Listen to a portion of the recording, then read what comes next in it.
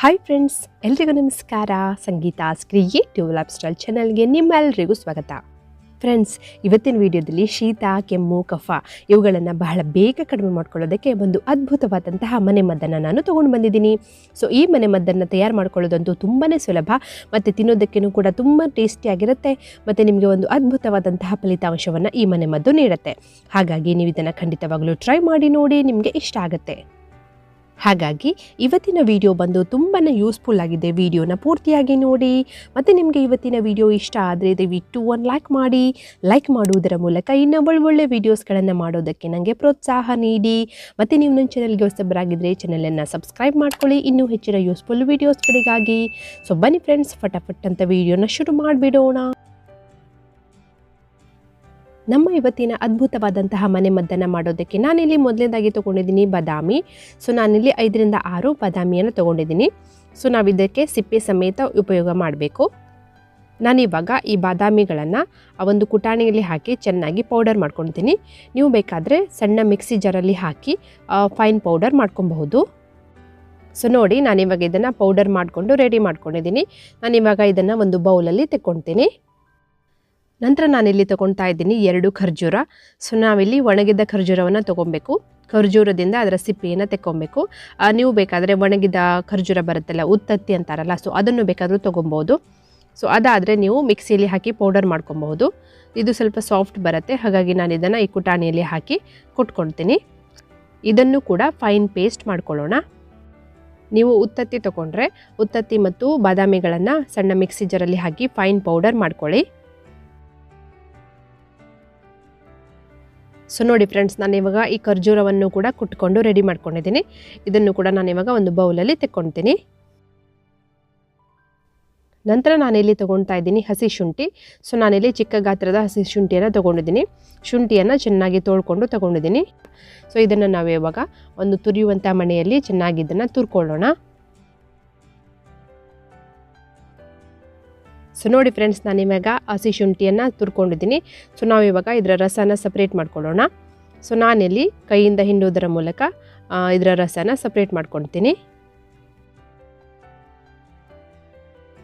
ರಸನ ತೆಕ್ಕೊಂಡಿದ್ದಾದಮೇಲೆ ಅದರ ಸಿಪ್ಪೆಯನ್ನು ಹಾಗೆ ಬಿಸಾಕಬೇಡಿ. ನೀವು ಅದನ್ನು ಚಹಾ ಮಾಡಬೇಕಾದ್ರೆ ಉಪಯೋಗ ಮಾಡ್ಬೋದು, ಇಲ್ಲ ನಿಮ್ಮ ಅಡುಗೆನಲ್ಲಿ ಇದನ್ನು ಬಳಸ್ಬೋದು. ಸೊ ಬಿಸಾಕಬೇಡಿ.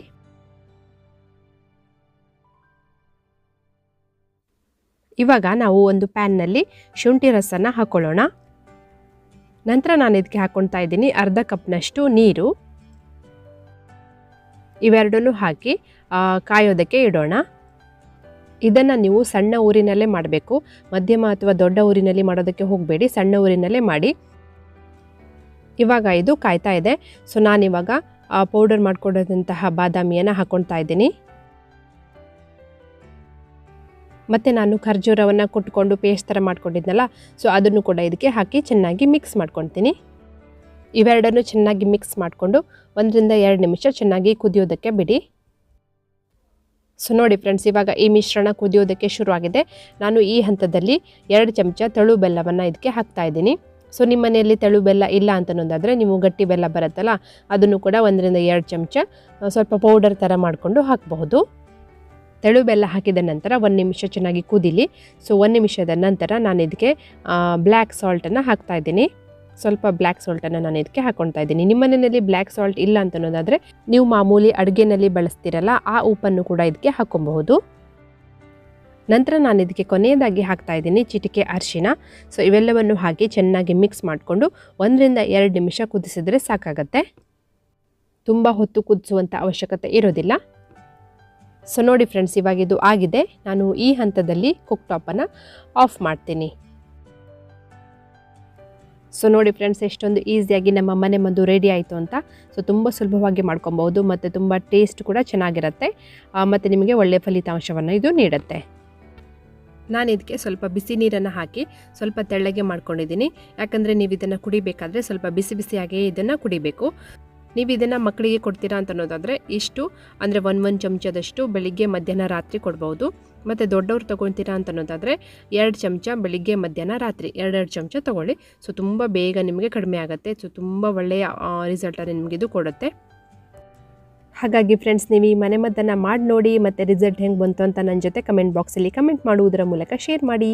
ಹಾಗಿದ್ರೆ ಫ್ರೆಂಡ್ಸ್ ನಿಮಗೆ ಇವತ್ತಿನ ಈ ಸಿಂಪಲ್ ಆದಂತಹ ವಿಡಿಯೋ ಹೆಂಗೆ ಅನ್ನಿಸ್ತು?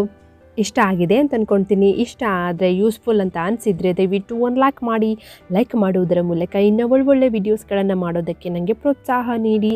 ಮತ್ತು ನಿಮ್ಮ ಫ್ರೆಂಡ್ಸ್ ಆ್ಯಂಡ್ ಫ್ಯಾಮಿಲಿ ಜೊತೆಗೂ ಕೂಡ ಈ ವಿಡಿಯೋನ ಶೇರ್ ಮಾಡಿ, ಅವರಿಗೂ ಹೆಲ್ಪ್ ಆಗ್ಬೋದು. ಮತ್ತು ನೀವೇನಾದರೂ ನನ್ನ ಚಾನಲ್ಗೆ ಹೊಸಬರಾಗಿದ್ದರೆ ಚಾನಲನ್ನು ಸಬ್ಸ್ಕ್ರೈಬ್ ಮಾಡ್ಕೊಳ್ಳಿ, ಇನ್ನೂ ಹೆಚ್ಚಿನ ಯೂಸ್ಫುಲ್ ವೀಡಿಯೋಸ್ಗಳಿಗಾಗಿ ಅಂತ ಹೇಳ್ತಾ ನಗ್ತಾ ಇರಿ. ಕೀಪ್ ವಾಚಿಂಗ್, ಟೇಕ್ ಕೇರ್, ಬಾಯ್.